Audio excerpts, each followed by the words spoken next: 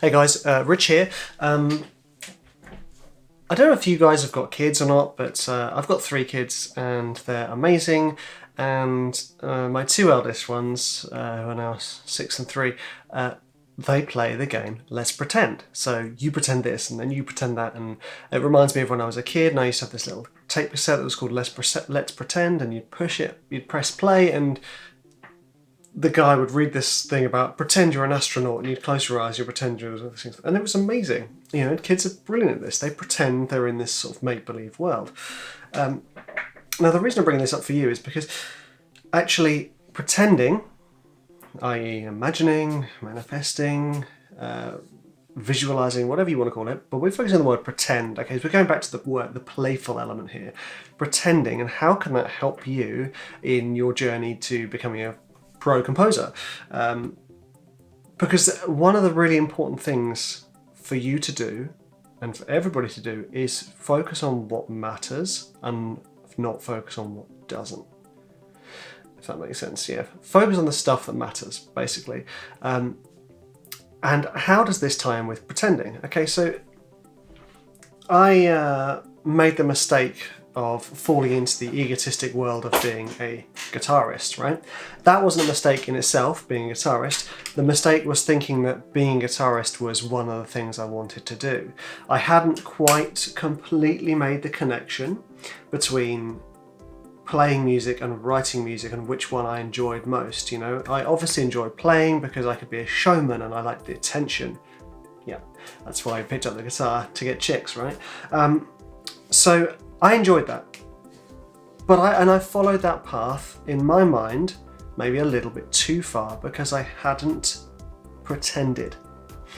Now what this is pretend you have all those things that you want. You have achieved all of those things you want. Pretend you are there, looking back at the path, how you got to where you are, and what steps did you take to get there, and what things were you doing. So if I look back, I go, okay, actually, although learning the guitar and like memorizing all the modes and all the chord things was great, learning to sight read and then forgetting to sight read, it was all lovely and really good for my growth as a musician. However, I then fell into the, do I become a guitarist, a session guitarist, playing guitar for money? And I didn't enjoy it. It was too scary, you know, too much pressure. I didn't like it. But I didn't realise that at the time. I just thought I was just scared because, you know, upper limiting or something like that. I look back and go, okay, I spent too much time doing that. And I know I was doing it to get money because at that time I didn't have much money. But I can look at that and go, I wasn't focusing on what really matters at the time enough. I wasn't focusing on, you know what, actually what things can I do right now that I want to be doing then. So right, if you close your eyes and you imagine, okay, right, most of you trailer composers, because I'm a trailer composer and that's how you know me. Others of you are just huge fans of Logic, that's how you know me. Why are you using Logic? Why are you writing trailer music? You focus on that end goal. Are you like a world-class producer? Are you award-winning trailer composer? Are you a professional film scorer, film composer?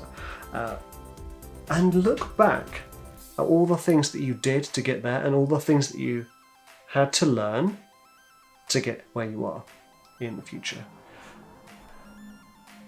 And you write those things down.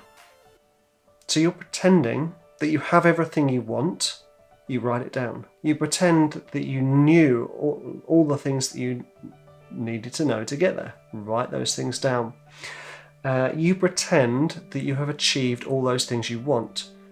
Write those things down. If I'm repeating myself, write it down, because it's really important.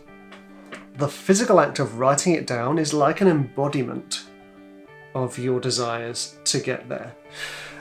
So, for instance, me, if I was to pretend, I don't know, a few years in the future, just a random amount of time, I would look back and go, okay, I would like Protégé School and my trailer music school to have helped hundreds of composers become their fullest selves, i.e. start becoming professional composers. And I mean, I could go into that in massive detail, but that's the core of it. Obviously, you don't want to start writing down all my wishes and desires, but that's the one thing I would think of pretending right now, helping as many composers as possible, whether it's through these videos, whether it's through my music, whether it's through those schools that I have founded. Protege School is founded with Vikram Goody, the founder of Elephant Music. And those of you who don't know about Protege School, check it out. It's protege.school. It's absolutely amazing. It's a career-focused music education school.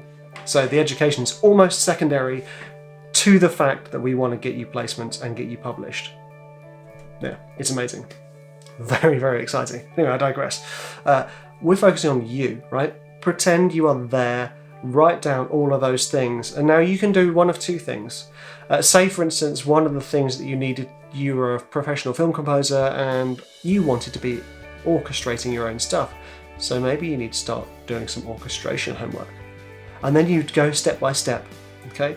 You like little steps at a time that lead you up this mountain. So your first step might not be like memorize all the ranges of all the instruments. Your first step might simply be learn the range of the first violins.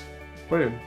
So the range isn't just like the lowest and highest, it's also the positions where you get the sweetest sound, the positions where you get the grittiest sounds. It's learning the way those instruments work. And this is a huge tip for those of you who are into orchestration or want to get into orchestration.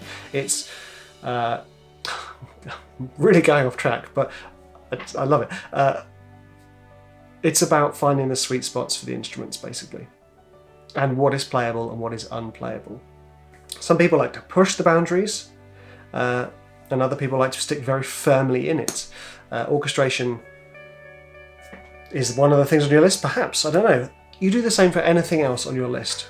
And there might be things on there that you notice, actually I'm doing that now, but it's not on my list. Then reconsider why you're doing it.